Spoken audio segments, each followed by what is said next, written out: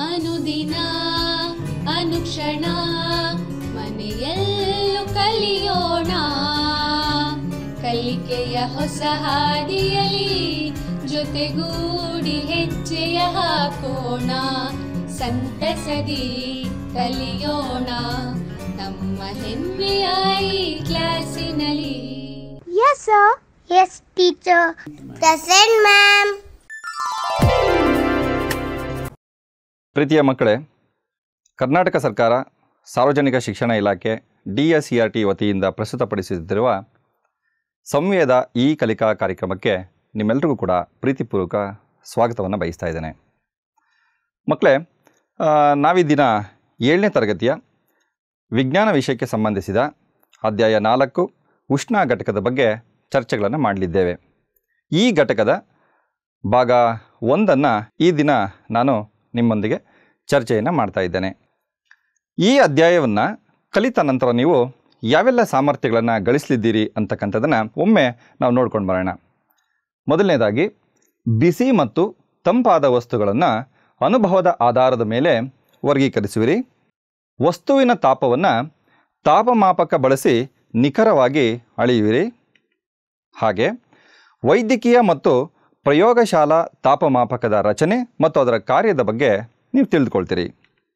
ಹಾಗೆ ಉಷ್ಣದ ವರ್ಗಾವಣೆ ಮತ್ತು ಉಷ್ಣ ವರ್ಗಾವಣೆಯ ವಿಧಗಳ ಬಗ್ಗೆ ಪ್ರಾಯೋಗಿಕವಾಗಿ ನೀವು ತಿಳ್ಕೊಳ್ತೀರಿ. ಬೇಸಿಗೆ ಮತ್ತು ಚಳಿಗಾಲದಲ್ಲಿ ನಾವು ಧರಿಸುವ ಬಟ್ಟೆಯ ವಿಧಗಳು ಮತ್ತು ಅವುಗಳನ್ನು ಬಳಸೋದಕ್ಕೆ ಇರತಕ್ಕಂಥ ಕಾರಣಗಳ ಬಗ್ಗೆ ನೀವು ಈ ಅವಧಿಯಲ್ಲಿ ತಿಳ್ಕೊಳ್ತೀರಿ. ಮಕ್ಕಳೇ, ಈ ಪಾಠವನ್ನು ಪ್ರಾರಂಭಿಸೋದಕ್ಕಿಂತ ಮುಂಚೆ ನಾನು ನಿಮಗೆ ಒಂದಷ್ಟು ಚಿತ್ರಗಳನ್ನು, ಒಂದಷ್ಟು ಉಪಕರಣಗಳನ್ನು ಅಥವಾ ಅಲ್ಲಿ ನಡೀತಿರ್ತಕ್ಕಂಥ ಕಾರ್ಯಗಳನ್ನು ನಿಮಗೆ ತೋರಿಸ್ತಿದ್ದೇನೆ. ಮಕ್ಕಳೇ, ನೀವಿಲ್ಲಿ ನೋಡ್ತಿದ್ದೀರಿ, ಈ ಒಂದು ಸಾಧನವನ್ನು ನೀವು ಗುರುತಿಸ್ತೀರಾ? Very good. ಇದನ್ನು ನಾವು ಮಧ್ಯಸಾರ ದೀಪ ಅಂತ ಕರಿತೀವಿ.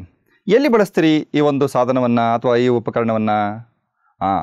ನಿಮ್ಮ ಶಾಲೆಯ ಪ್ರಯೋಗಾಲಯದಲ್ಲಿ ಪ್ರಯೋಗಗಳನ್ನು ನಡೆಸುವ ಸಂದರ್ಭದಲ್ಲಿ ವಸ್ತುಗಳನ್ನು ನಾವು ಕಾಯಿಸಬೇಕಾದಂಥ ಸಂದರ್ಭದಲ್ಲಿ ನಾವು ಆ ಒಂದು ಪ್ರಯೋಗದಲ್ಲಿ ಮಧ್ಯಸಾರ ದೀಪವನ್ನು ಬಳಸ್ತೇವೆ. ಹಾಗೆ ಇಲ್ಲಿ ಒಂದು ವಿಡಿಯೋ ನಿಮಗೆ ಕಂಡುಬರ್ತಾ ಇದೆ. ನೀವು ಗಮನಿಸಿ, ಅಲ್ಲಿ ಏನಾಗ್ತಾ ಇದೆ, ಒಂದು ಪಾತ್ರೆಯನ್ನು ಸ್ಟವ್ನ ಮೇಲೆ ಇಟ್ಟು ಕಾಯಿಸ್ತಾ ಇದ್ದೀವಿ. ಬಹುಶಃ ಅಡುಗೆ ಮಾಡ್ತಿದ್ದೀವಿ ಅಂತ ನಾವು ಹೇಳ್ಬೋದು. ಇಲ್ಲಿ ಈ ಎರಡೂ ಚಟುವಟಿಕೆಗಳನ್ನು ನಾವು ನೋಡಿದ್ದೇ ಆದರೆ, ನಾವು ವಸ್ತುಗಳನ್ನು ಕಾಯಿಸಬೇಕಾದ್ರೂ ಅಥವಾ ನಾವು ಅಡುಗೆ ಮಾಡಬೇಕಾದ್ರೂ ನಮಗೆ ಬಹಳ ಮುಖ್ಯವಾಗಿರ್ತಕ್ಕಂಥ ಅಗತ್ಯವಾದ ಅಂಶ ಯಾವುದು ಅಂತ ಹೇಳ್ತೀರಾ? Very good. ಸೊ ಅದು ಉಷ್ಣ ಅಂತೇಳಿ. ಉಷ್ಣ ಇಲ್ಲದೆ ನಾವು ಈ ಯಾವುದೇ ಕಾರ್ಯಗಳನ್ನು ಮಾಡಲಿಕ್ಕೆ ಸಾಧ್ಯ ಇಲ್ಲ. ಜೊತೆಗೆ ಈ ಉಷ್ಣದಿಂದ ನಾವು ಅನೇಕ ಕಾರ್ಯಗಳನ್ನು ನಮ್ಮ ದೈನಂದಿನ ಜೀವನದಲ್ಲಿ ನಾವು ಮಾಡ್ತಿರ್ತೇವೆ. ನೀರನ್ನು ಕಾಯಿಸಬೇಕಾದ್ರೆ ನಮಗೆ ಉಷ್ಣ ಬೇಕಾಗುತ್ತೆ, ಮತ್ತು ಬಟ್ಟೆಗಳು ಒಣಗಬೇಕಾದ್ರೆ ವಾತಾವರಣದಲ್ಲಿರ್ತಕ್ಕಂಥ ಉಷ್ಣ ಬೇಕಾಗುತ್ತೆ. ಹಾಗಾಗಿ ಈ ದಿನ ನಾವು ಈ ಉಷ್ಣದ ಬಗ್ಗೆ ಒಂದಷ್ಟು ಚರ್ಚೆಗಳನ್ನು ಪ್ರಾರಂಭಿಸೋಣ. ಮಕ್ಕಳೇ, ಈಗ ಅನೇಕ ಸಂದರ್ಭಗಳಲ್ಲಿ ನೀವು ವಸ್ತುಗಳನ್ನು ವರ್ಗೀಕರಿಸಬೇಕಾದ್ರೆ ಅಥವಾ ನೋಡಬೇಕಾದ್ರೆ ಕೆಲವೊಂದು ವಸ್ತುಗಳು ಬಿಸಿಯಾಗಿರೋದನ್ನು ನೋಡಿದಿರಿ, ಕೆಲವೊಂದು ವಸ್ತುಗಳು ತಂಪಾಗಿರೋವಂಥದ್ದನ್ನು ನೀವು ಗಮನಿಸಿದಿರಿ, ಗುರುತಿಸಿದಿರಿ ಅಲ್ವೇ? ಅದಕ್ಕೆ ಸಂಬಂಧಪಟ್ಟಂತೆ ನಾನೀಗ ನಾವು ಸಾಮಾನ್ಯವಾಗಿ ಬಳಸ್ತಕ್ಕಂಥ ಕೆಲವೊಂದು ವಸ್ತುಗಳಿರ್ತಕ್ಕಂಥ ಕೋಷ್ಟಕವನ್ನು ನಾನು ಕೊಟ್ಟಿದ್ದೇನೆ. ಈ ಕೋಷ್ಟಕ ಯಥಾವತ್ತಾಗಿ ನಿಮ್ಮ ಪಠ್ಯಪುಸ್ತಕದಲ್ಲಿದೆ. ಕೋಷ್ಟಕದಲ್ಲಿರ್ತಕ್ಕಂಥ ಅಂಶಗಳು ಈಗ ಪರದೆ ಮೇಲೆ ಬರ್ತಾ ಇದೆ. ನೀವು ಗಮನಿಸಿ, ಇಲ್ಲಿ ಒಂದಷ್ಟು ವಸ್ತುಗಳಿದೆ. ಅದರ ನೀವು ತಣ್ಣಗಿರ್ತಕ್ಕಂಥ ವಸ್ತು ಯಾವುದು ಅಥವಾ ಬೆಚ್ಚನೆಯ ವಸ್ತು ಯಾವುದು ಅನ್ನೋದನ್ನು ನೀವೀಗ ಗುರುತಿಸಬೇಕು. ನೋಡೋಣ. ಈಗ ಒಂದಷ್ಟು ವಸ್ತುಗಳು ಬರ್ತಾ ಇದೆ. ಇಲ್ಲಿ ನೋಡ್ತಿದ್ದೀರಿ, ಐಸ್ ಕ್ರೀಮ್ ಅಂತ ಹೇಳಿದ ಕೂಡಲೇ ನಿಮ್ಗೆಲ್ರಿಗೂ ಬಾಯಲ್ಲಿ ನೀರು ಉರ್ತಿರುತ್ತೆ. ಭಾಳ ಇಷ್ಟವಾಗಿರ್ತಕ್ಕಂಥ ವಸ್ತು ನಿಮಗೆ ಅಲ್ವಾ? ಚಹಾ ಲೋಟದಲ್ಲಿನ ಚಮಚ. ಅಂದರೆ ಈಗ ತಾನೇ ಚಹಾ ಮಾಡಿದ್ದೀವಿ, ಬಿಸಿಯಾಗಿದೆ ಅಂತ ಭಾವಿಸಿ ಅದರ ಲೋಟದಲ್ಲಿ ಒಂದು ಸ್ಟೀಲ್ ಚಮಚವನ್ನು ಇಟ್ಟಿದ್ದೀರಿ. ಹಾಗೆ ಹಣ್ಣಿನ ರಸ. ಸಾಮಾನ್ಯವಾಗಿ ನಾವು ಬೇಸಿಗೆ ಕಾಲದಲ್ಲಿ ನಮ್ಮ ದೇಹ ತಂಪಾಗಿರಬೇಕು ಅಂತೇಳಿ ನಾವು ಹಣ್ಣಿನ ರಸಗಳನ್ನು ಕುಡಿತಕ್ಕಂಥದ್ದು ವಾಡಿಕೆ ಅಲ್ವೇ? ಹಾಗಾಗಿ ಆ ಹಣ್ಣಿನ ರಸವನ್ನು ಕೂಡ ನಾನಿಲ್ಲಿ ಒಂದು ವಸ್ತುವಾಗಿ ತೆಗೆದುಕೊಂಡಿದ್ದೇನೆ. ಮತ್ತು ಒಲೆ ಮೇಲೆ ನೀವು ಅಡುಗೆ ಮಾಡುವಾಗ ಬಾಣಲೆಯನ್ನು ಇಟ್ಟಿದ್ದೀರಿ ಅಂತ ಭಾವಿಸಿ ಆ ಬಾಣಲೆಯ ಹಿಡಿಕೆ ಅಂತಕ್ಕಂಥ ವಸ್ತುಗಳನ್ನು ತೆಗೆದುಕೊಂಡಿದ್ದೀರಿ. ಮಕ್ಕಳೇ, ಈಗ ನೀವು ಈ ವಸ್ತುಗಳನ್ನು ನಿಮ್ಮ ಅನುಭವದ ಆಧಾರದ ಮೇಲೆ ಯಾವುದು ತಣ್ಣನೆಯ ವಸ್ತುಗಳು ಅಥವಾ ತಂಪಾದ ವಸ್ತುಗಳು ಯಾವುದು, ಬೆಚ್ಚನೆಯ ಮತ್ತು ಬಿಸಿಯಾದ ವಸ್ತುಗಳು ಯಾವುದು ಅನ್ನೋದನ್ನು ನೀವು ಗುರುತಿಸಬೇಕು. ಓಕೆ, ಪ್ರಾರಂಭಿಸೋಣವೇ? Ice cream. Very good. ಇದು ಒಂದು ತಂಪಾದ ವಸ್ತು.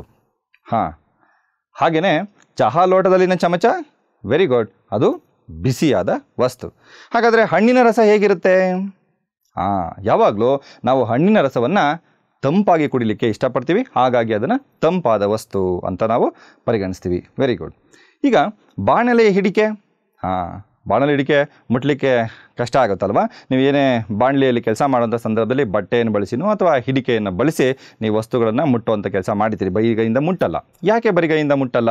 ಸುಡುತ್ತೆ ಅಂತಕ್ಕಂಥದ್ದು ನಮಗೆಲ್ರಿಗೂ ಗೊತ್ತಿದೆ ಅಲ್ವ ಮಕ್ಕಳೇ? ಹಾಗಾಗಿ ಅದು ಕೂಡ ಒಂದು ಬಿಸಿಯಾದ ವಸ್ತು ಅಂತ ಹೇಳಿದ್ರಿ.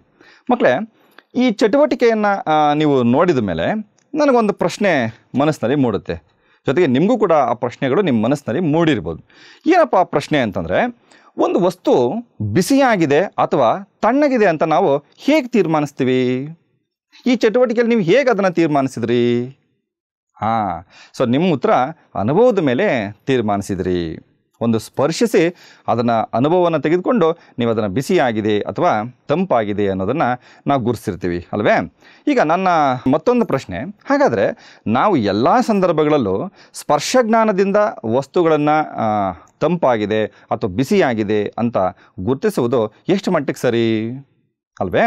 ಯಾವರೊಬ್ಬ ಕಬ್ಬಿಣದ ಕೆಲಸ ಮಾಡ್ತಕ್ಕಂಥ ವ್ಯಕ್ತಿ ಕಬ್ಬಿಣವನ್ನು ಬಿಸಿ ಮಾಡ್ತಾ ಇದ್ದಾನೆ ಅಂತಂದರೆ ಅದು ಬಿಸಿಯಾಗಿದೆಯೋ ಅಥವಾ ತಂಪಾಗಿದೆಯೋ ಅಂತ ನೋಡಬೇಕಾದ್ರೆ ಏನು ಮಾಡ್ತಾನೆ? ಮುಟ್ಟಿ ನೋಡ್ಲಿಕ್ಕೆ ಸಾಧ್ಯ ಆಗುತ್ತಾ? ಖಂಡಿತ ಸಾಧ್ಯ ಇಲ್ಲ. ಯಾಕಂದರೆ ಸುಡುವ ಸಂದರ್ಭಗಳು ಹೆಚ್ಚಿರ್ತದೆ ಅಲ್ವ ಮಕ್ಕಳೇ? ಹಾಗೆ ನೀರನ್ನು ಕಾಯಿಸಿರ್ತೀರಿ, ತುಂಬ ಬಿಸಿಯಾಗಿದೆಯಾ ಅಥವಾ ಕಡಿಮೆ ಇದೆಯಾ ಅಂತೇಳಿ ನಾವು ಮುಟ್ಟಿ ನೋಡಲಿಕ್ಕೂ ಆಗಲ್ಲ ಅಲ್ವಾ?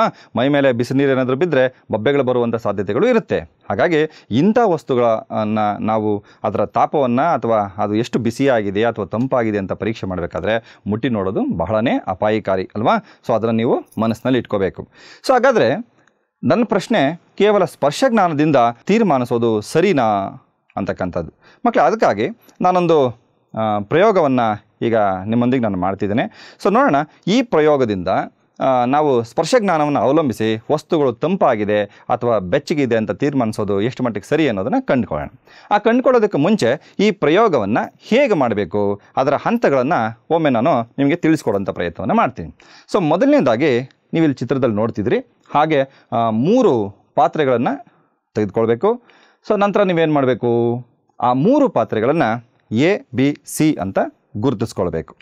ಸೊ ನಂತರ ನೀವು ಎ ಪಾತ್ರೆಯಲ್ಲಿ ತಣ್ಣೀರನ್ನು ಹಾಕಬೇಕು ಮತ್ತು ಬಿ ಪಾತ್ರೆಯಲ್ಲಿ ಬಿಸಿನೀರನ್ನು ಹಾಕಬೇಕು ಮತ್ತು ಸಿ ಪಾತ್ರೆಯಲ್ಲಿ ನೀವು ಯಾವ ಬಿಸಿನೀರನ್ನು ಮತ್ತು ಯಾವ ತಣ್ಣೀರನ್ನು ಬಳಸಿದ್ರೋ ಅದನ್ನು ಸಮನಾಗಿ ಬೆರೆಸಿ ಸಿ ಪಾತ್ರೆಗೆ ನೀವು ಅದನ್ನು ನೀರನ್ನು ಹಾಕಬೇಕು. ಸೊ ನಂತರ ಏನು ಮಾಡಬೇಕು? ನೀವು ನಿಮ್ಮ ಎಡಗೈಯನ್ನು ತಣ್ಣೀರಿನಲ್ಲೂ ಮತ್ತು ನಿಮ್ಮ ಬಲಗೈಯನ್ನು ಬಿಸಿನೀರಿನಲ್ಲೂ ಅದ್ದಿ ಆ ವಸ್ತು ಬಿಸಿಯಾಗಿದೆಯಾ ಅಥವಾ ತಂಪಾಗಿದೆಯಾ ಅನ್ನೋದನ್ನು ಗುರುತಿಸೋದಕ್ಕೆ ಪ್ರಯತ್ನವನ್ನು ಪಡಬೇಕು. ಸೊ ನಂತರ ನೀವೇನು ಮಾಡ್ತೀರಿ? ನಿಮ್ಮ ಎರಡೂ ಕೈಗಳನ್ನು ಒಟ್ಟಿಗೆ ಸಿ ಪಾತ್ರೆಯಲ್ಲಿಡ್ತೀರಿ. ಆಗ ನಿಮಗೇನು ಅನುಭವ ಆಗುತ್ತೆ ಅನ್ನೋದನ್ನು ನೀವು ಗುರುತಿಸಿ ಆಲೋಚಿಸಬೇಕು. ಸರಿ, ಹಾಗಾದರೆ ನಾವೀಗ ವಿಡಿಯೋವನ್ನು ನೋಡ್ಕೊಂಬರೋಣವೇ? ಬನ್ನಿ. ನಾನಿಲ್ಲಿ 3 ಪಾತ್ರೆಗಳನ್ನು ತೆಗೆದುಕೊಂಡಿದ್ದೇನೆ. ಮೊದಲನೆಯದನ್ನು ಎ ಪಾತ್ರೆ ಎಂದು, ಎರಡನೆಯದನ್ನು ಬಿ ಎಂದು ಮತ್ತು ಮೂರನೇ ಪಾತ್ರೆಯನ್ನು ಸಿ ಎಂದು ಗುರುತಿಸಿಕೊಂಡಿದ್ದೇನೆ. ಎ ಪಾತ್ರೆಗೆ ತಣ್ಣೀರನ್ನು ಮತ್ತು ಬಿ ಪಾತ್ರೆಗೆ ಬಿಸಿ ನೀರನ್ನು ಹಾಗೂ ಸಿ ಪಾತ್ರೆಗೆ ತಣ್ಣೀರು ಹಾಗೂ ಬಿಸಿ ನೀರನ್ನು ಸಮ ಪ್ರಮಾಣದಲ್ಲಿ ಬೆರೆಸಿ ಹಾಕುತ್ತೇನೆ. ಎ ಪಾತ್ರೆಗೆ ತಣ್ಣೀರನ್ನು ಮತ್ತು ಬಿ ಪಾತ್ರೆಗೆ ಬಿಸಿ ನೀರನ್ನು ಹಾಕುತ್ತಿದ್ದೇನೆ. ಈಗ ಸಿ ಪಾತ್ರೆಗೆ ಮೊದಲು ತಣ್ಣೀರನ್ನು ಹಾಕಿದ್ದೇನೆ ಮತ್ತು ಬಿಸಿ ನೀರನ್ನು ಅದೇ ಪಾತ್ರೆಗೆ ಸಮ ಪ್ರಮಾಣದಲ್ಲಿ ಬೆರೆಸುತ್ತಿದ್ದೇನೆ. ನೀವೀಗ ನೋಡ್ತಿದ್ದೀರಿ, ಎ ಪಾತ್ರೆಯಲ್ಲಿ 2 ಲೀಟರ್ನಷ್ಟು ತಣ್ಣೀರಿದೆ, ಬಿ ಪಾತ್ರೆಯಲ್ಲಿ 2 ಲೀಟರ್ನಷ್ಟು ಬಿಸಿ ನೀರಿದೆ ಮತ್ತು ಸಿ ಪಾತ್ರೆಗೆ 1 ಲೀಟರ್ನಷ್ಟು ತಣ್ಣೀರು 1 ಲೀಟರ್ನಷ್ಟು ಬಿಸಿ ನೀರನ್ನು ಸಮ ಪ್ರಮಾಣದಲ್ಲಿ ಬೆರೆಸಿ ಸಿ ಪಾತ್ರೆಗೆ ಹಾಕಿ ಸಮಗೊಳಿಸಿದ್ದೇನೆ. ಈಗ ನನ್ನ ಎಡಗೈಯನ್ನು ತಣ್ಣೀರಿನಲ್ಲೂ ಮತ್ತು ನನ್ನ ಬಲಗೈಯನ್ನು ಬಿ ಪಾತ್ರೆಯ ಬಿಸಿ ನೀರಿನಲ್ಲೂ ಅದ್ದುತ್ತಿದ್ದೇನೆ. ನೀವೀಗ ನೋಡ್ತಿದ್ದೀರಿ, ನನ್ನ 2 ಕೈಗಳು ನನ್ನ ಎಡಗೈ ತಣ್ಣೀರಿನಲ್ಲೂ ಮತ್ತು ನನ್ನ ಬಲಗೈ ಬಿ ಪಾತ್ರೆಯ ಬಿಸಿ ನೀರಿನಲ್ಲಿದೆ. ಕೇವಲ ಸ್ಪರ್ಶದ ಅನುಭವದಿಂದ ನನಗೆ ಎಡಗೈಗೆ ತಂಪಾದ ಅನುಭವವು ಮತ್ತು ನನ್ನ ಬಲಗೈಗೆ ಬಿಸಿಯಾದ ಅನುಭವವು ಉಂಟಾಗುತ್ತಿದೆ ಮತ್ತು ನಾನು ಇದೇ ಸ್ಥಿತಿಯಲ್ಲಿ 2 ರಿಂದ 3 ನಿಮಿಷಗಳು ಹಾಗೆ ಇರುತ್ತೇನೆ. ಈಗ 2 ರಿಂದ 3 ನಿಮಿಷಗಳು ಕಾಲ ಕಳೆದಿದೆ. ಈಗ ನನ್ನ 2 ಕೈಗಳನ್ನು ನಾನು ಒಟ್ಟಿಗೆ ಈಗ ಸಿ ಪಾತ್ರೆಯಲ್ಲಿ ಅದ್ದುತ್ತಿದ್ದೇನೆ. ನೀವೀಗ ನೋಡ್ತಿದ್ದೀರಿ, ನನ್ನ 2 ಕೈಗಳು ಸಿ ಪಾತ್ರೆಯಲ್ಲಿ ಒಟ್ಟಿಗೆ ಅದ್ದಲ್ಪಟ್ಟಿವೆ. ಇದುವರೆಗೂ ನನ್ನ ಎಡಗೈ ತಣ್ಣೀರಿನಲ್ಲಿತ್ತು, ನನಗೆ ತಣ್ಣನೆಯ ಅನುಭವ ಆಗುತ್ತಿತ್ತು, ಮತ್ತು ನನ್ನ ಬಲಗೈ ಬಿಸಿ ನೀರಿನಲ್ಲಿತ್ತು, ನನಗೆ ಬಿಸಿಯಾದ ಅನುಭವ ಆಗುತ್ತಿತ್ತು. ಆದರೆ ನನ್ನ 2 ಕೈಗಳು ಈಗ ಒಟ್ಟಿಗೆ ಸಿ ಪಾತ್ರೆಯ ನೀರಿನಲ್ಲಿವೆ ಮತ್ತು ಈ ನೀರಿನಲ್ಲಿ ನನಗೆ 2 ಅನುಭವಗಳು ಒಟ್ಟಿಗೆ ಆಗುತ್ತಿವೆ. ಅಂದರೆ ನನ್ನ ಎಡಗೈಗೆ ಬಿಸಿಯಾದ ಅನುಭವವು ಮತ್ತು ಅದೇ ನೀರು ನನ್ನ ಬಲಗೈಗೆ ತಂಪಾದ ಅನುಭವವನ್ನು ಉಂಟು ಮಾಡುತ್ತಿದೆ. ಮಕ್ಕಳೇ, ಇದರಿಂದ ನನಗೆ ಈ ಪಾತ್ರೆಯಲ್ಲಿರುವ ನೀರು ಬಿಸಿಯಾಗಿದೆಯೋ ಅಥವಾ ತಂಪಾಗಿದೆಯೋ ಎಂಬ ಸ್ಪಷ್ಟವಾದ ನಿರ್ಧಾರವನ್ನು ನಾನು ತೆಗೆದುಕೊಳ್ಳಲು ಆಗುತ್ತಿಲ್ಲ. ಈ ರೀತಿ ಈ ಪ್ರಯೋಗದಿಂದ ನಾವು ಎಲ್ಲ ಸಂದರ್ಭದಲ್ಲೂ ಕೂಡ ನಾವು ಕೇವಲ ಸ್ಪರ್ಶ ಜ್ಞಾನದಿಂದ ಒಂದು ವಸ್ತುವನ್ನು ಬಿಸಿಯಾಗಿದೆ ಅಥವಾ ತಂಪಾಗಿದೆ ಎಂದು ನಿರ್ಧರಿಸಲು ಸಾಧ್ಯವಾಗುವುದಿಲ್ಲ ಎಂದು ನಮಗೆ ತಿಳಿದು ಬರುತ್ತದೆ. ಮಕ್ಕಳೇ, ಇದೇ ರೀತಿ ನೀವು ಕೂಡ ಈ ಪ್ರಯೋಗವನ್ನು ನಿಮ್ಮ ಮನೆಯಲ್ಲಿ ಮಾಡಿ. ಆದರೆ ಒಂದು ಎಚ್ಚರಿಕೆ ಇರಲಿ, ನೀವು ಬಿಸಿನೀರನ್ನು ತೆಗೆದುಕೊಳ್ಳುವಾಗ ಕೈ ಸುಡುವಂಥ ಬಿಸಿನೀರನ್ನು ಯಾವುದೇ ಕಾರಣಕ್ಕೂ ತೆಗೆದುಕೊಳ್ಬಾರದು.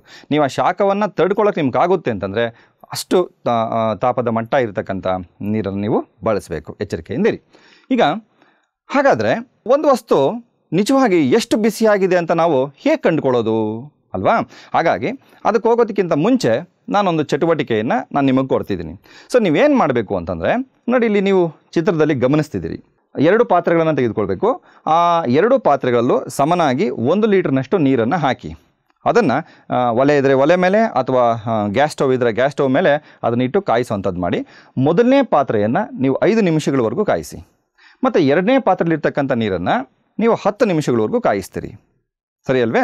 ಹಾಗಾದರೆ ನನ್ನ ಪ್ರಶ್ನೆ, ಈ 2 ಸಂದರ್ಭಗಳಲ್ಲಿ ಯಾವ ಪಾತ್ರೆಯಲ್ಲಿರ್ತಕ್ಕಂಥ ನೀರು ಹೆಚ್ಚು ಬಿಸಿಯಾಗಿರುತ್ತೆ? Very good. ಸೊ ನೀವು ಹೇಳ್ತಿದ್ರಿ 2ನೇ ಪಾತ್ರೆಯಲ್ಲಿರ್ತಕ್ಕಂಥ ನೀರು ಹೆಚ್ಚು ಬಿಸಿಯಾಗಿರುತ್ತೆ. ಹಾಗಾದರೆ ಮೊದಲನೇ ಪಾತ್ರೆಯಲ್ಲಿ ಬಿಸಿಯಾಗಿರಲ್ವಾ? ಬಿಸಿಯಾಗಿರುತ್ತೆ. Very good. ಹಾಗಾದರೆ ನೋಡಿ, ಇದು ಬಿಸಿಯಾಗಿದೆ, ಆದರೆ 2ನೇ ಪಾತ್ರೆಯಲ್ಲಿಂಥ ನೀರು ಇದಕ್ಕಿಂತ ಹೆಚ್ಚು ಬಿಸಿಯಾಗಿದೆ. ನೋಡಿ, ಅಲ್ಲಿಗೆ ಅದರಲ್ಲಿರ್ತಕ್ಕಂಥ ಉಷ್ಣವನ್ನು ನಾವೇನು ಮಾಡ್ತಾ ಇದ್ದೀವಿ? ಅಳಿತಾ ಇದ್ದೀವಿ. ಇದು ಕಡಿಮೆ ಇದೆ, ಇದು ಹೆಚ್ಚಿದೆ ಅಂತ. ಅಂದರೆ ಉಷ್ಣಕ್ಕೂ ಒಂದು ಮಟ್ಟ ಇದೆ ಅಂತ ನಮಗೆ ಗೊತ್ತಾಯಿತು. ಅಂದರೆ ಉಷ್ಣಕ್ಕೂ ಒಂದು ಅಳತೆ ಇದೆ. ಕೆಲವು ವಸ್ತುಗಳಲ್ಲಿ ಉಷ್ಣ ಕಡಿಮೆ ಇರುತ್ತೆ, ಇನ್ನು ಕೆಲವು ವಸ್ತುಗಳಲ್ಲಿ ಉಷ್ಣ ಹೆಚ್ಚಾಗಿರುತ್ತೆ ಅಲ್ವೇ? ಹಾಗಾದರೆ ಈಗ ಅದಕ್ಕೊಂದು ಉದಾಹರಣೆಯನ್ನು ಕೂಡ ನಿಮ್ಗೆ ಹೇಳ್ತೀನಿ. ಒಂದು ಬಕೆಟಲ್ಲಿ ನೀರನ್ನು ತೆಗೆದುಕೊಂಡಿದ್ದೀರಿ ಅಂತ ಇಟ್ಕೊಳ್ಳಿ ಅಲ್ವಾ? ಅರ್ಧಕ್ಕಿದೆ ಅಂತಂದಾಗ ಅರ್ಧದಷ್ಟು ಅಂತ ಹೇಳ್ತೀವಿ. ಅದೇ ಬಕೆಟ್ನಲ್ಲಿ ನೀರು ತುಂಬ ಇದ್ದಾಗ ತುಂಬ ಇದೆ ಅಂತ ಹೇಳ್ತೀವಿ. ಅದೇ ಬಕೆಟಲ್ಲಿ ನೀರು ಕಾಲು ಭಾಗದಲ್ಲಿದ್ದರೆ ಕಾಲು ಭಾಗದಷ್ಟು ನೀರಿದು ಅಂತ ಹೇಳ್ತೀವಿ. ಅಂದರೆ ಈ ಕಾಲು, ಅರ್ಧ, ಮುಕ್ಕಾಲು ಅನ್ನೋದನ್ನು ಏನನ್ನು ತೋರಿಸುತ್ತೆ?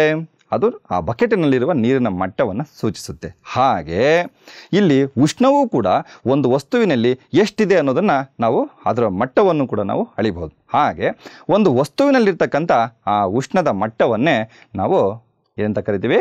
ಅದನ್ನು ತಾಪ ಅಂತ ಕರಿತೀವಿ. ಹಾಗಾದರೆ ತಾಪ ಅಂದರೆ ಏನು ಅಂತ ಮತ್ತೊಮ್ಮೆ ನೋಡೋಣ.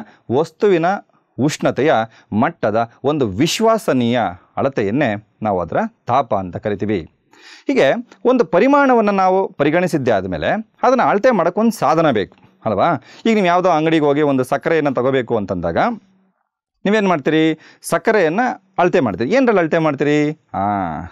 ತಕ್ಕಡಿನಲ್ಲಿ ಅಳತೆ ಮಾಡಿ ಸಕ್ಕರೆಯನ್ನು ಪಡ್ಕೊಳ್ತೀರಿ ಅಲ್ವೇ? ಅಂದರೆ ಅಳತೆಗೆ ಮಾಡೋದಕ್ಕೆ ತಕ್ಕಡಿ ಹೇಗೆ ಇಲ್ಲಿ ಸಾಧನವಾಗಿ ಬಳಸಿದ್ವೋ ಹಾಗೆ ತಾಪವನ್ನು ಅಳೆಯೋದಕ್ಕೆ ಬಳಸ್ತಕ್ಕಂಥ ಆ ಒಂದು ಸಾಧನವನ್ನೇ ನಾವು ತಾಪಮಾಪಕ ಅಂತ ಕರಿತೀವಿ ಅಲ್ವೇ? ಹಾಗೆ ಇನ್ನು ಸಕ್ಕರೆಯನ್ನು ನೀವು ತೆಗೆದುಕೊಂಡ ಮೇಲೆ ಅದನ್ನು ಸೂಚಿಸೋದಕ್ಕೆ ಹೇಳ್ತೀವಿ. ಏನಂತ ಹೇಳ್ತೀವಿ? 1 ಲೀಟರ್ ಸಕ್ಕರೆ ಕೊಡು ಅಂತ ಕೇಳ್ತೀರಾ? ಇಲ್ಲ. ಸಕ್ಕರೆಯನ್ನು ತಗೋಬೇಕಾದ್ರೆ ನೀವೇನು ಮಾಡ್ತೀರಿ? 1 kg ಸಕ್ಕರೆ ಕೊಡು ಅಂತ ಕೇಳ್ತೀರಿ. ಅದೇ ನೀವು ಹಾಲು ತಗೋಬೇಕಾದ್ರೆ ಅರ್ಧ ಲೀಟರ್ ಹಾಲು ಕೊಡಿ ಅಂತ ಕೇಳ್ತೀರಿ. ಅಂದರೆ ಈ kg ಮತ್ತು ಲೀಟರ್ ಅಂತಕ್ಕಂಥದ್ದು ಏನಪ್ಪ ಅಂದರೆ ಆ ವಸ್ತುವನ್ನು ಸೂಚಿಸಲು ಬಳಸುವ ಏಕಮಾನಗಳು ಅಥವಾ ಮೂಲಮಾನಗಳು ಅಂತ. ಹಾಗೆ ನಾವು ಉಷ್ಣವನ್ನು ಅಳಿತಿದ್ದೀವಿ ಅಥವಾ ತಾಪವನ್ನು ಅಳಿತಿದ್ದೀವಿ ಅಂತಂದಮೇಲೆ ಆ ತಾಪಮಾನವನ್ನು ಕೂಡ ನಾವು ಸೂಚಿಸೋದಕ್ಕೆ ಒಂದು ಮೂಲಮಾನವನ್ನು ಬಳಸ್ತೀವಿ. ಆ ಮೂಲಮಾನವನ್ನೇ ನಾವು ಡಿಗ್ರಿ ಸೆಲ್ಸಿಯಸ್ ಅಂತ ಕರಿತೀವಿ. ಅಲ್ಲಿಗೆ ಗೊತ್ತಾಯ್ತಲ್ಲ ಮಕ್ಕಳೇ? ಸೊ ತಾಪವನ್ನು ತಾಪಮಾಪಕದ ಸಾಧನದಿಂದ ಅಳಿತೇವೆ ಮತ್ತು ಆ ತಾಪವನ್ನು ಡಿಗ್ರಿ ಸೆಲ್ಸಿಯಸ್ನಿಂದ ಸೂಚಿಸ್ತೇವೆ.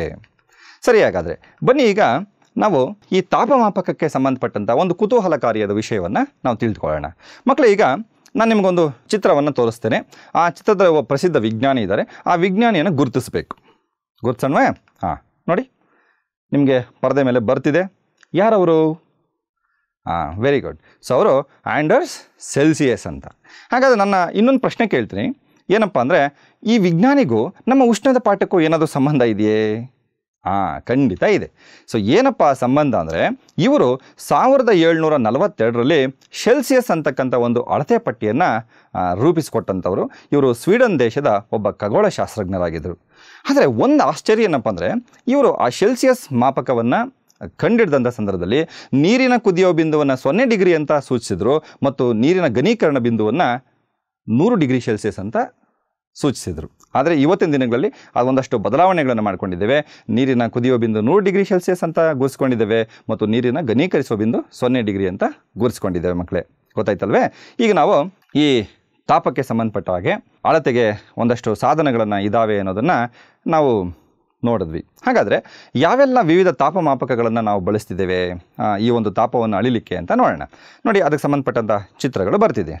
ನೀವು ಇದನ್ನಂತೂ ಸಾಕಷ್ಟು ಬಾರಿ ನೋಡಿದ್ದೀರಿ ಅಲ್ವಾ? ನೆನಪು ಮಾಡ್ಕೊಳ್ಳಿ, ಎಲ್ಲಿ ನೋಡಿದಿರಿ ಈ ತಾಪಮಾಪಕವನ್ನು? ನೀವು ಆಸ್ಪತ್ರೆಗೆ ಹೋದಂಥ ಸಂದರ್ಭದಲ್ಲಿ ಜ್ವರ ಬಂದಾಗ ಅಥವಾ ಬೇರೆ ಕಾಯಿಲೆ ಬಂದಾಗ ಆಸ್ಪತ್ರೆಗೆ ಹೋದಾಗ ವೈದ್ಯರು ನಿಮ್ಮ ದೇಹದ ತಾಪವನ್ನು ಪರೀಕ್ಷೆ ಮಾಡಿರ್ತಾರೆ ಅಲ್ವಾ? ಆ ಸಂದರ್ಭದಲ್ಲಿ ಈ ತಾಪಮಾಪಕವನ್ನು ನೀವು ನೋಡಿರ್ತೀರಿ. ಜೊತೆಗೆ ನೋಡಿ, ತಾಪಮಾಪಕ ಇದೊಂದೇ ಅಲ್ಲ, ಬೇರೆ ಬೇರೆ ವಿನ್ಯಾಸದ ತಾಪಮಾಪಕಗಳು ಇವತ್ತು ನಾವು ಬಳಸ್ತಿದ್ದೀವಿ. ಹಾಗೆ ನೋಡಿ, ಇಲ್ಲೊಂದು ತಾಪಮಾಪಕ ಬರ್ತಿದೆ, ಅದನ್ನು ಗುರುತಿಸಿ. Very good. ಇದು ನಿಮ್ಮ ಪ್ರಯೋಗಶಾಲೆಯಲ್ಲಿ ನೀವು ಬಳಸ್ತಕ್ಕಂಥ ಪ್ರಯೋಗಶಾಲಾ ತಾಪಮಾಪಕ. ಹಾಗಾಗಿ ಇಷ್ಟು ಪ್ರಕಾರದ ತಾಪಮಾಪಕಗಳನ್ನು ನಾವು ಬಳಸ್ತಿದ್ದೀವಿ. ಜೊತೆಗೆ ಇತ್ತೀಚಿನ ದಿನಗಳಲ್ಲಿ ಇನ್ನೊಂದು ತಾಪಮಾಪಕ ಬಂದಿದೆ, ಅದನ್ನೇ ನಾವು ಡಿಜಿಟಲ್ ತಾಪಮಾಪಕ ಅಂತ ಕರಿತೀವಿ. ಬಹುಶಃ ಈ ಕರೋನಾ ಸಂದರ್ಭದಲ್ಲಿ ನಿಮ್ಮ ಮನೆಗಳ ಸುತ್ತಮುತ್ತ ಆರೋಗ್ಯ ಇಲಾಖೆಯವರು ವಾರಕ್ಕೊಮ್ಮೆನೋ 2 ದಿನಕ್ಕೆ ಒಂದು ಸಲನೋ ನಿಮ್ಮ ದೇಹದ ತಾಪವನ್ನು ಅಳೆದು ದಾಖಲಿಸ್ತಾ ಇದ್ದಾರೆ ಅಲ್ವೇ? ಸೊ ಆ ಸಂದರ್ಭದಲ್ಲಿ ಅವರು ಬಂದು ನಿಮ್ಮನ್ನು ದೇಹದ ತಾಪವನ್ನು ದೂರದಿಂದಲೇ ಪರೀಕ್ಷೆ ಮಾಡ್ತಿದ್ದಾರಲ್ವಾ? ಅದನ್ನು ನಾವು ಡಿಜಿಟಲ್ ತಾಪಮಾಪಕ ಅಂತ ಕರಿತೀವಿ. ಮುಂದಿನ ಇದರಲ್ಲಿ ಅದರ ಬಗ್ಗೆ ಕೂಡ ನಾವು ತಿಳ್ಕೊಳ್ತೀವಿ. ಮಕ್ಕಳು, ಈಗ ನಾವು ತಾಪಮಾಪಕಗಳ ಬಗ್ಗೆ ತಿಳ್ಕೊಂಡ್ವಿ. ಹಾಗಾದರೆ ಒಂದು ವಸ್ತುವಿನ ಅಥವಾ ನಮ್ಮ ದೇಹದ ತಾಪವನ್ನು ಅಳೆಯೋದು ಹೇಗೆ ಅನ್ನೋದ್ರ ಬಗ್ಗೆ ಈಗ ನಾವು ಚರ್ಚೆಗಳನ್ನು ಪ್ರಾರಂಭಿಸೋಣ. ಮಕ್ಕಳೇ, ನಮ್ಮ ದೇಹದ ತಾಪವನ್ನು ಅಳೆಯೋದಕ್ಕೆ ಬಳಸುವ ತಾಪಮಾಪಕವನ್ನೇ ನಾವು ವೈದ್ಯಕೀಯ ತಾಪಮಾಪಕ ಅಂತ ಕರಿತೀವಿ. ನೀವಿಲ್ಲಿ ಚಿತ್ರದಲ್ಲಿ ನೋಡ್ತಿದ್ರಿ ವೈದ್ಯಕೀಯ ತಾಪಮಾಪಕ. ಸರಿ, ಹಾಗಾದರೆ ಈಗ ಈ ವೈದ್ಯಕೀಯ ತಾಪಮಾಪಕ ಹೇಗಿರುತ್ತೆ ಅನ್ನೋದನ್ನು, ಅದರ ರಚನೆಯನ್ನು ಒಮ್ಮೆ ನಾವು ನೋಡ್ಕೊಳ್ಳೋಣ ಅಲ್ವೇ? ಈಗ ನೋಡಿ, ನೀವಿಲ್ಲಿ ವೈದ್ಯಕೀಯ ತಾಪಮಾಪಕವನ್ನು ಗಮನಿಸ್ತಿದ್ದೀರಿ. ಹೇಗಿದೆ ಅದು ನೋಡಲಿಕ್ಕೆ? ಯಾವ ವಸ್ತುವಿನಿಂದ ಆಗಿದೆ?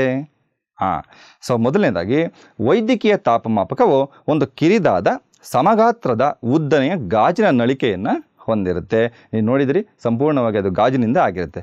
ಮಕ್ಕಳೇ, ಒಂದು ಆಲೋಚನೆ ಮಾಡಿ, ಈ ತಾಪಮಾಪಕವನ್ನು ಯಾಕೆ ಗಾಜಿನಂತಹ ಪಾರದರ್ಶಕ ವಸ್ತುವಿನಿಂದ ಮಾಡಿರ್ತಾರೆ? ಯಾಕೆ ಅಂತಂದರೆ ಅದರ ಒಳಗಡೆ ಇರತಕ್ಕಂಥ ದತ್ತಾಂಶಗಳು ಅಥವಾ ಅಲ್ಲಿರ್ತಕ್ಕಂಥ ಅಂಕಿಅಂಶಗಳು ನಮಗೆ ಕಾಣಿಸ್ಬೇಕು ಅನ್ನೋ ಕಾರಣಕ್ಕಾಗಿ ಅದನ್ನು ಪಾರದರ್ಶಕ ನಳಿಕೆಯಿಂದ ಅಥವಾ ಗಾಜಿನಿಂದ ಮಾಡಿರ್ತಾರೆ. ಹಾಗೆ ಮತ್ತೊಂದು ಅಂಶ ನೋಡಿ, ನೀವು ಈ 2 ಚಿತ್ರಗಳನ್ನು ಗಮನಿಸಿ. ಈ 2ರಲ್ಲಿ ವಿಭಿನ್ನ ರೀತಿಯ ವೈದ್ಯಕೀಯ ತಾಪಮಾಪಕಗಳನ್ನು ನಾನು ಬಳಸಿದ್ದೇನೆ. ಈ ಮೊದಲನೇ ಚಿತ್ರದಲ್ಲಿ ನೀವು ಕಾಣ್ತಿದ್ದೀರಿ, ಇಲ್ಲೊಂದು ತಾಪಮಾಪಕ ಇದೆ, ಅದಕ್ಕೊಂದು ಗಾಜಿನ ಬುರುಡೆ ಇದೆ. ನೋಡಿ, ಇಲ್ಲಿ ಕೂಡ ಒಂದು ತಾಪಮಾಪಕ ಇದೆ. ನೀವು ಗಮನಿಸಿ, ಅದರ 2 ತುದಿಗಳಲ್ಲಿ ಒಂದು ರೀತಿಯ ಸ್ಟೀಲ್ ಆಕಾರದ ಗಾಜಿನ ಬುರುಡೆಗಳು ಕಾಣ್ತಾ ಇದೆ ಅಲ್ವೇ? ಮಕ್ಕಳೇ, ಅದು ಆ ಗಾಜಿನ ಬುರುಡೆ ಇದೆ, ಆ ಬುರುಡೆ ಒಳಗಡೆ ಪಾದರಸ ಅಂತಕ್ಕಂಥ ವಸ್ತುವನ್ನು ತುಂಬಿಸಿರ್ತಾರೆ. ಪಾದರಸ ಅನ್ನೋದನ್ನು ನೀವೆಲ್ಲಿ ತಿಳ್ಕೊಂಡಿದ್ದೀರಿ? ನಿಮ್ಮ 5ನೇ ತರಗತಿಯಲ್ಲಿ ಧಾತುಗಳು ಅನ್ನೋ ಪಾಠದಲ್ಲಿ ಈ ಪಾದರಸವನ್ನು ನೀವು ತಿಳ್ಕೊಂಡಿರ್ತೀರಲ್ವ? ದ್ರವರೂಪದ ಧಾತು. ಆ ಪಾದರಸವನ್ನೇ ಈ ಒಂದು ತಾಪಮಾಪಕದಲ್ಲಿ ಬಳಸ್ತಾರೆ. ಅದನ್ನು ಒಂದು ಬುರುಡೆಯ ಭಾಗದಲ್ಲಿ ತುಂಬಿರ್ತಾರೆ. ಹಾಗೆ ಮತ್ತೊಂದು ಅಂಶ ನೋಡೋಣ. ನೀವಿಲ್ಲಿ ತಾಪಮಾಪಕವನ್ನು ಗಮನಿಸ್ತಿದ್ದೀರಿ, ಚಿತ್ರದಲ್ಲಿ ನೋಡಿ. ಇದರ ಒಳಗಡೆ ಪೆನ್ಸಿಲ್ನ ಗೆರೆಯ ಆಕಾರದಂಥದ್ದು ಅಥವಾ ನಮ್ಮ ಕೂದಲಿನಷ್ಟೇ ಕಿರಿದಾದ ಒಂದು ಆಕಾರ ಒಳಗಡೆ ನಿಮಗೆ ಕಾಣಿಸ್ತಿದೆ ಅಲ್ವಾ? ಸೊ ಅದು ಏನಂತಂದರೆ, ನಮ್ಮ ದೇಹದ ತಾಪ ಎಷ್ಟಿದೆ ಅನ್ನೋದನ್ನು ಸೂಚಿಸೋದಕ್ಕೆ ಪಾದರಸ ಅರಿಯಲು ಬೇಕಾಗಿರ್ತಕ್ಕಂಥ ಒಂದು ಪಥ, ದಾರಿ, ಅಂದರೆ ಸಣ್ಣ ಕೊಳವೆ, ಕಿರು ಕೊಳವೆ. ಅದನ್ನೇ ಗಾಜಿನ ಬುರುಡೆಯಿಂದ ಹೊರಗೆ ಪಾದರಸದ ಹೊಳೆಯನ್ನು ಒಂದು ಸಣ್ಣ ಎಳೆನ ನೀವು ನೋಡಬಹುದು. ಆಯ್ತಲ್ವೇ? ನಿಮ್ಗನ್ಸುತ್ತೆ ಆ ಪಾದರಸದ ಎಳೆ ನಮ್ಗೆ ಹೆಂಗೆ ಕಾಣಿಸುತ್ತೆ? ನೀವು ತಕ್ಷಣ ನೋಡಿದ ಕೂಡಲೇ ನಿಮ್ಗೆ ಅದು ಕಾಣಿಸಲ್ಲ. ಹಾಗಾದರೆ ನೀವು ನೋಡಿದ ಕೂಡಲೇ ಅದು ಕಾಣಿಸ್ಬೇಕಂದ್ರೆ ನೀವೇನು ಮಾಡಬೇಕು ಅಂತಂದರೆ, ಆ ಪಾದರಸದ ಎಳೆಯನ್ನು ನೀವು ಸ್ಪಷ್ಟವಾಗಿ ನೋಡಬೇಕು ಅಂತಂದರೆ ನೋಡಿ, ಇಲ್ಲಿ ನೀವು ಈ ಥರ ಆ ಒಂದು ತಾಪಮಾಪಕವನ್ನು ತೆಗೆದುಕೊಂಡು ಸ್ವಲ್ಪ ಹೊರಳಾಡಿಸಿದ್ರೆ ಸಾಕು, ನಿಮಗೆ ಅದರ ಒಳಗಡೆ ಇರ್ತಕ್ಕಂಥ ಆ ಸಣ್ಣ ಎಳೆ ನಿಮಗೆ ಸ್ಪಷ್ಟವಾಗಿ ಕಾಣಿಸುತ್ತೆ. ಇಲ್ಲಿ ಮತ್ತೊಂದು ಅಂಶ, ನೀವಿಲ್ಲಿ ಪರದೆ ಮೇಲೆ ಇರ್ತಕ್ಕಂಥ ತಾಪಮಾಪಕದ ಚಿತ್ರವನ್ನು ಗಮನಿಸ್ತಿದ್ದೀರಿ. ನೋಡಿ, ಅಲ್ಲಿರ್ತಕ್ಕಂಥ ವ್ಯಾಪ್ತಿಯನ್ನು ನೋಡಿ, ಅಂಕೆ ಸಂಖ್ಯೆಗಳ ವ್ಯಾಪ್ತಿ ಇದೆಯಲ್ಲ, ಆ ತಾಪದ ವ್ಯಾಪ್ತಿ ಇದೆಯಲ್ಲ, ಅದನ್ನೊಮ್ಮೆ ಗಮನಿಸಿ. ಅದು ಸ್ಪಷ್ಟವಾಗಿ ನಿಮಗೆ ಕಾಣ್ತಿದೆ. 35 ಡಿಗ್ರಿ ಸೆಲ್ಸಿಯಸ್ನಿಂದ 42 ಡಿಗ್ರಿ ಸೆಲ್ಸಿಯಸ್ನವರೆಗೆ ಗುರುತಿಸಿರ್ತಕ್ಕಂಥದ್ದನ್ನು ನೀವು ಕಾಣ್ತಿದ್ದೀರಿ. ಜೊತೆಗೆ ಅದರ ಕೆಳಗಡೆ ಇನ್ನೊಂದಿದೆ, 94 ಅಲ್ಲಿಂದ 108 ಡಿಗ್ರಿ ಫ್ಯಾರನ್ಹೀಟ್ ಅಂತ ಇನ್ನೊಂದು ಮೂಲಮಾನ ಗುರುತಿಸಿದ್ದಾರೆ. ವೈದ್ಯಕೀಯ ತಾಪಮಾಪಕದಲ್ಲಿ ತಾಪವನ್ನು ನಾವು 2 ಮೂಲಮಾನಗಳನ್ನು ಬಳಸಿ ಅಳಿತಿದ್ದೀವಿ. ಒಂದು ಸೆಲ್ಸಿಯಸ್ಸು, ಇನ್ನೊಂದು ಫ್ಯಾರನ್ಹೀಟ್. ಮೊದಲು ನಮ್ಮ ದೇಶದಲ್ಲೂ ಕೂಡ ತಾಪವನ್ನು ಫ್ಯಾರನ್ಹೀಟ್ ಅಂತಕ್ಕಂಥ ಮೂಲಮಾನವನ್ನು ಬಳಸಿ ಕೂಡ ದಾಖಲಿಸ್ತಿದ್ರು. ಆದರೆ ಈಗ ನಾವು ಅದನ್ನು ಕೈಬಿಟ್ಟಿದ್ದೇವೆ. ನಾವೀಗ ಸೆಲ್ಸಿಯಸ್ನಲ್ಲಿ ದೇಹದ ತಾಪವನ್ನು ಅಳಿತಕ್ಕಂಥದ್ದನ್ನು ಅಥವಾ ಸೂಚಿಸ್ತಕ್ಕಂಥ ಮೂಲಮಾನವನ್ನು ಬಳಸ್ತಿದ್ದೀವಿ. ಮಕ್ಕಳೇ, ಒಂದು ಪ್ರಶ್ನೆ ಬರುತ್ತೆ, ಹಾಗಾದರೆ ಯಾಕೆ 35-42 ಡಿಗ್ರಿ ಸೆಲ್ಸಿಯಸ್ನವರೆಗೂ ಇರುತ್ತೆ ಅನ್ನೋದನ್ನು ನಾವು ಮುಂದಿನ ಅವಧಿನಲ್ಲಿ ಇದರ ಬಗ್ಗೆ ನಾವು ತಿಳ್ಕೊಳ್ತೀವಿ. ಒಟ್ಟಾರೆ ನಮ್ಮ ವೈದ್ಯಕೀಯ ತಾಪಮಾಪಕದಲ್ಲಿ 35-42 ಡಿಗ್ರಿ ಸೆಲ್ಸಿಯಸ್ನವರೆಗೆ ಗುರುತಿಸಿರ್ತಾರೆ. ಮತ್ತೊಂದು ಅಂಶ, ಇಷ್ಟೆಲ್ಲ ನಾವು ತಾಪಮಾಪಕದ ರಚನೆ ಬಗ್ಗೆ ತಿಳ್ಕೊಂಡ ಮೇಲೆ ತಾಪಮಾಪಕವನ್ನು ಓದೋದು ಕೂಡ ನಮಗೆ ಬರಬೇಕು. ಆ ಓದುವುದು ಕೂಡ ಬಹಳ ಮುಖ್ಯ ಅಲ್ವೇ? ಇಲ್ಲದೆ ಹೋದರೆ ದೇಹದ ತಾಪ ಎಷ್ಟಿದೆ ಅನ್ನೋದು ನಮಗೆ ನಿಖರವಾಗಿ ತಿಳ್ಕೊಳ್ಳಿಕ್ಕೆ ಸಾಧ್ಯ ಆಗೋದಿಲ್ಲ. ಹಾಗಾದರೆ ಆ ತಾಪಮಾಪಕವನ್ನು ಓದುವುದು ಹೇಗೆ ಅನ್ನೋದನ್ನು ನಾವೀಗ ಚರ್ಚೆಗಳನ್ನು ಮಾಡೋಣ. ಮಕ್ಕಳೇ, ನೀವಿಲ್ಲಿ ಗಮನಿಸ್ತಿದ್ದೀರಿ, ತಾಪಮಾಪಕದ ಚಿತ್ರ ಇದೆ. ಅಲ್ಲಿ ಮೇಲೆ ನೋಡಿದ್ರಿ 35, 36, 37 ಇತ್ಯಾದಿ ತಾಪದ ಅಳತೆಗಳನ್ನು ಕೊಟ್ಟಿದ್ದೀವಿ. ನೀವು ನೋಡಿದಾಗ 35 ಮತ್ತು 36 ಅಂತಕ್ಕಂಥ 2 ದೊಡ್ಡ ಗೆರೆಗಳಿದೆ, ಏನು ತಾಪದ ವ್ಯಾಪ್ತಿ ಇದೆ, ಅದನ್ನು 1 ಡಿಗ್ರಿ ಸೆಲ್ಸಿಯಸ್ ಅಂತ ಕರಿತೀವಿ. ಆ 1 ಡಿಗ್ರಿ ಸೆಲ್ಸಿಯಸ್ನ ಮಧ್ಯದಲ್ಲಿ ಎಷ್ಟು ಗೆರೆಗಳಿವೆ? ಸಣ್ಣ ಗೆರೆಗಳು 10 ಸಣ್ಣ ಗೆರೆಗಳಿದೆ. ಹಾಗಾಗಿ 1 ಗೆರೆ ಎಷ್ಟು ವ್ಯಾಪ್ತಿಯನ್ನು ಸೂಚಿಸುತ್ತೆ ಅಂತಂದಾಗ ನೀವು ಅದನ್ನು ತಿಳ್ಕೊಬೇಕಾದ್ರೆ ಏನು ಮಾಡ್ತೀರಿ ಅಂತಂದರೆ, ದೊಡ್ಡ ಗೆರೆಗಳ ಮಧ್ಯೆ ಎಷ್ಟು ಡಿಗ್ರಿ ಇದೆ ಆ ಡಿಗ್ರಿ ಅಳತೆಯನ್ನು ನೀವೇನು ಮಾಡಬೇಕು, ಆ ಸಣ್ಣ ಗೆರೆಗಳು ಏನಿದೆ 2 ದೊಡ್ಡ ಗೆರೆಗಳ ಮಧ್ಯೆ ಆ ಸಣ್ಣ ಗೆರೆಗಳ ಸಂಖ್ಯೆಯಿಂದ ಭಾಗಿಸಿದಾಗ ಆ 2 ಸಣ್ಣ ಗೆರೆಗಳ ನಡುವೆ ಇರತಕ್ಕಂಥ ಆ ತಾಪದ ವ್ಯಾಪ್ತಿ ನಿಮಗೆ ಗೊತ್ತಾಗುತ್ತೆ. ನೀವಿಲ್ಲಿ ಗಮನಿಸಿದಿರಿ, ಇಲ್ಲಿ 2 ದೊಡ್ಡ ಗೆರೆಗಳ ನಡುವಿನ ತಾಪದ ಅಳತೆ 1 ಡಿಗ್ರಿ ಸೆಲ್ಸಿಯಸ್ ಆಗಿದೆ ಮತ್ತು ದೊಡ್ಡ ಗೆರೆಗಳ ನಡುವಿನ ಸಣ್ಣ ಗೆರೆಗಳ ಸಂಖ್ಯೆ 10 ಇದೆ. ಹಾಗಾದರೆ 2 ಸಣ್ಣ ಗೆರೆಗಳ ನಡುವಿನ ತಾಪದ ವ್ಯತ್ಯಾಸ ಎಷ್ಟಪ್ಪ ಅಥವಾ ತಾಪದ ಅಳತೆ ಎಷ್ಟು ಅಂತಂದರೆ 1 ಡಿಗ್ರಿಯನ್ನು 10 ಸಣ್ಣ ಗೆರೆಗಳಿಂದ ಭಾಗಿಸಿದಾಗ ನಿಮಗೆ 0.1 ಡಿಗ್ರಿ ಸೆಲ್ಸಿಯಸ್ ಅಂತಕ್ಕಂಥದ್ದು ಬರುತ್ತೆ. ಸರಿ, ಈಗ ನೀವು ಚಿತ್ರದಲ್ಲಿ ನೋಡ್ತಿದ್ರಿ, ಒಂದು ಉದಾಹರಣೆಯಾಗಿ ನಾನು ತೆಗೆದುಕೊಳ್ತಾ ಇದ್ದೇನೆ. ಇಲ್ಲಿ ಪಾದರಸದ ಮಟ್ಟ 38 ಡಿಗ್ರಿ ಸೆಲ್ಸಿಯಸ್ನಿಂದ 39 ಡಿಗ್ರಿ ಸೆಲ್ಸಿಯಸ್ನ ನಡುವೆ 4ನೇ ಚಿಕ್ಕ ಗೆರೆಯ ನೇರಕ್ಕಿದೆ ಅಂತ ಭಾವಿಸ್ಕೊಳ್ಳಿ. ಹಾಗಾದರೆ ಅಲ್ಲಿ ತಾಪ ಎಷ್ಟಿರುತ್ತೆ? ಈಗ ಅದರ ತಾಪ 38.4 ಡಿಗ್ರಿ ಸೆಲ್ಸಿಯಸ್ ಆಗಿರುತ್ತೆ. ಸರಿ ಅಲ್ವೇ? ಈಗ ನಾವು ತಾಪಮಾಪಕವನ್ನು ಓದುವುದು ಹೇಗೆ ಅಂತ ತಿಳ್ಕೊಂಡ್ವಿ. ಹಾಗಾದರೆ ಓದೋದು ಬಹಳ ಮುಖ್ಯ. ಜೊತೆಗೆ ಆ ಓದುವಾಗ ನಾವು ಯಾವೆಲ್ಲ ಅಂಶಗಳನ್ನು ನಮ್ಮ ಮನಸ್ಸಿನಲ್ಲಿ ಇಟ್ಕೊಂಡಿರಬೇಕು, ಮುನ್ನೆಚ್ಚರಿಕೆಗಳನ್ನು ತೆಗೆದುಕೋಬೇಕು ಅನ್ನೋದ್ರ ಬಗ್ಗೆ ಒಂದು ಸಲ ಅವಲೋಕನವನ್ನು ಮಾಡ್ಕೊಂಡು ಬರೋಣ. ನೋಡಿ, ಮೊದಲನೇದಾಗಿ ನೀವು ಯಾವುದೇ ಆಸ್ಪತ್ರೆಗೆ ಹೋದಾಗ ಅವರು ನಿಮ್ಮ ದೇಹದ ತಾಪವನ್ನು ಪರೀಕ್ಷೆ ಮಾಡುವಾಗ ಮೊದಲು ಏನು ಮಾಡ್ತಾರೆ ವೈದ್ಯರು? ತಾಪಮಾಪಕವನ್ನು ಒಂದು ನಂಜು ನಿರೋಧಕ ದ್ರಾವಣದಿಂದ ಅದನ್ನು ತೊಳಿತಾರೆ ಅಲ್ವೇ? ಯಾಕಾಗಿ ಮಾಡ್ತಾರೆ? ಯಾಕೆ ಅಂತಂದರೆ, ಒಬ್ಬರಿಂದ ಮತ್ತೊಬ್ಬರಿಗೆ ಒಂದು ರೋಗ ಇದ್ದಾಗ ಅದರ ರೋಗಾಣುಗಳು ಒಬ್ಬರಿಂದ ಇನ್ನೊಬ್ಬರಿಗೆ ವರ್ಗಾವಣೆ ಆಗದೇ ಇರಲಿ ಅನ್ನೋ ಕಾರಣದಿಂದ ಅದನ್ನು ನಂಜು ನಿರೋಧಕ ದ್ರಾವಣದಿಂದ ತೊಳಿತಾರೆ. ನೀವು ಚಿತ್ರದಲ್ಲಿ ಅದನ್ನು ಗಮನಿಸ್ತಿದ್ದೀರಿ.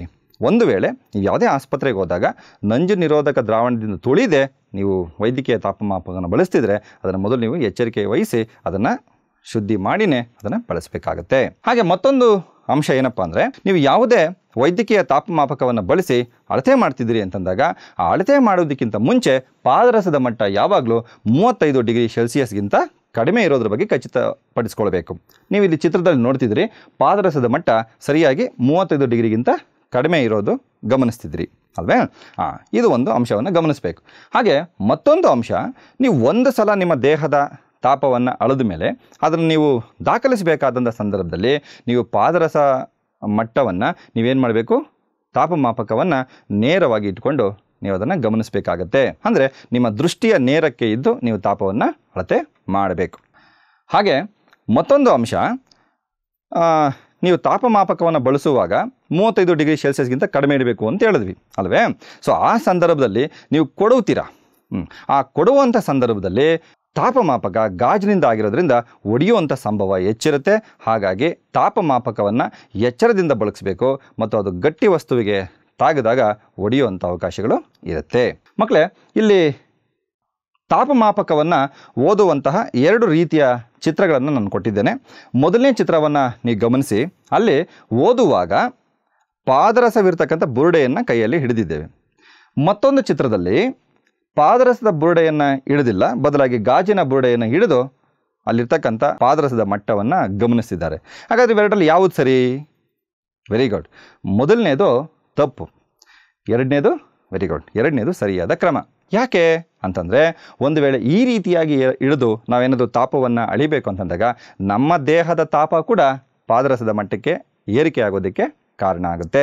ಹಾಗಾಗಿ ನಾವು ಯಾವಾಗಲೂ ಪಾದರಸದ ಮಟ್ಟವನ್ನು ನಾವು ನಿಖರವಾಗಿ ಓದಬೇಕು ಅಂತಂದಾಗ ಅದನ್ನು ಪಾದರಸದ ಬುರುಡೆಯನ್ನು ಯಾವುದೇ ಕಾರಣಕ್ಕೂ ಇಟ್ಕೋಬಾರ್ದು, ಗಾಜಿನ ಬುರುಡೆಯನ್ನು ಇಟ್ಟು ನಾವು ಅದನ್ನು ಓದಬೇಕಾಗತ್ತೆ.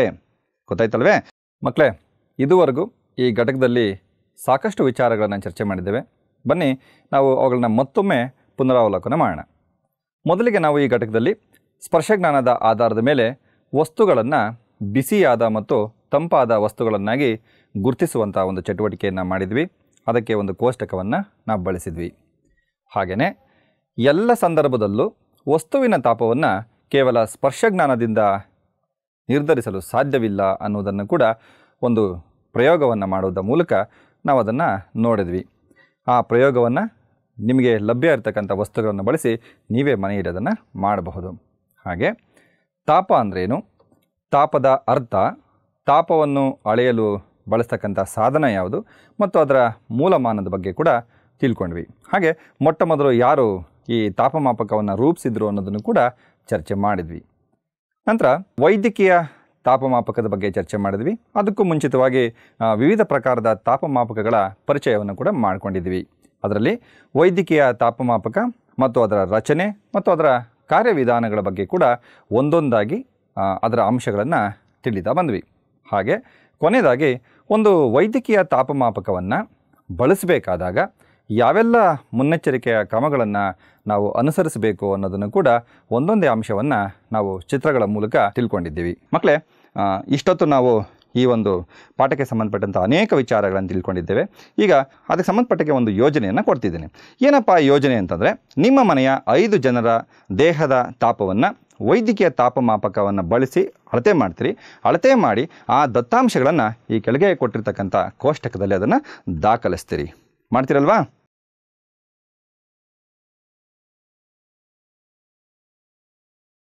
ಸರಿ, ಹಾಗಾದರೆ ಮುಂದಿನ ಅವಧಿಯಲ್ಲಿ ಮತ್ತೊಮ್ಮೆ ನಾನು ನಿಮ್ಮನ್ನು ಭೇಟಿಯಾಗ್ತೇನೆ. ಸೊ ನಾನು ಮುನಿರಾಜ್ ಜೋಶಿ, ಸರ್ಕಾರಿ ಹಿರಿಯ ಪ್ರಾಥಮಿಕ ಶಾಲೆ ಐತರಾಸ್ನಲ್ಲಿ, ಕೋಲಾರ ತಾಲೂಕು, ಕೋಲಾರ ಜಿಲ್ಲೆಯಲ್ಲಿ ವಿಜ್ಞಾನ ಶಿಕ್ಷಕನಾಗಿ ಕೆಲಸ ಮಾಡ್ತಿದ್ದೀನಿ. ಮುಂದಿನ ಅವಧಿಯಲ್ಲಿ ನಿಮ್ಮೊಂದಿಗೆ ನಾನು ಮತ್ತೆ ಭೇಟಿಯಾಗ್ತೀನಿ. ಅಲ್ಲಿವರೆಗೂ ವಂದನೆಗಳು.